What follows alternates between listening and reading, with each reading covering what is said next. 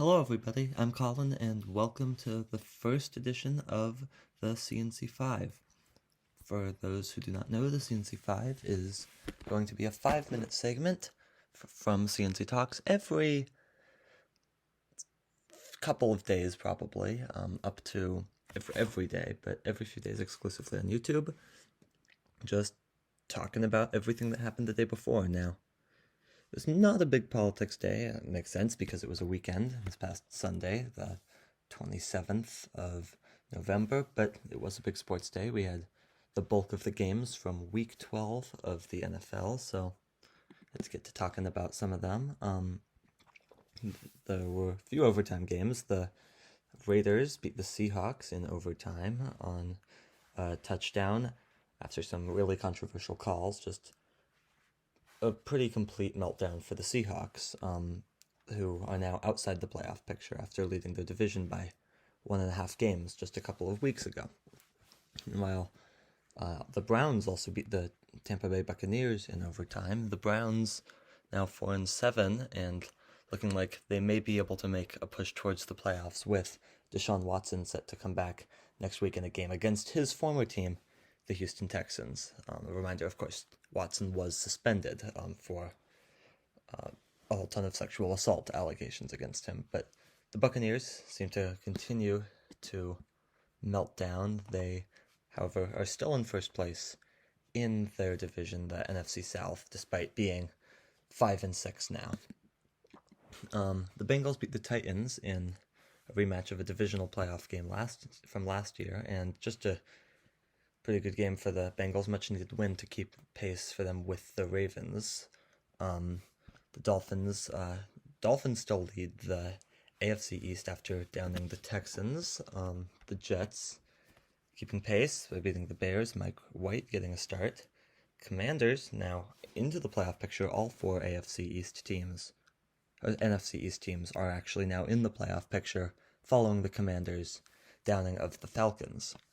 The Broncos continue to lose.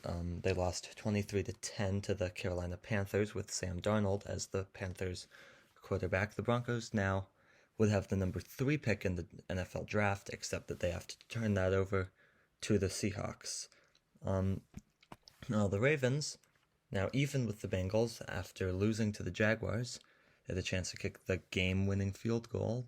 Justin Tucker, the 67-yarder, would have been the longest field goal in NFL history, came up just short. Chargers beat the Cardinals. The Chiefs, keeping up their great performance, they beat the Rams, and the 49ers shut out the Saints, and the Eagles stay the best team in the NFL. They won against the Packers, who continue to melt down, a 40-33 score. The World Cup continued. There were a few games. Costa Rica beat Japan 1-0. Morocco beat Belgium 2-0 in a massive upset. Croatia beat Canada 4-1, which will now knock Canada out of any possibility of advancing to the knockout stage. And Spain and Germany tied, which leaves Germany in a dire set of circumstances. They will need to win their next game and also need a couple of other things to go their way for them to even have a chance of advancing to the knockout stage. Coming up on Monday, we've got several games. Cameroon, Serbia, Korea, Ghana, Switzerland, Brazil, and Portugal, Uruguay. Before Tuesday, of course, the U.S. will be back in action. College football, a new AP poll was released, and it was basically what we expected. Georgia, Michigan, followed by, of course, TCU and USC.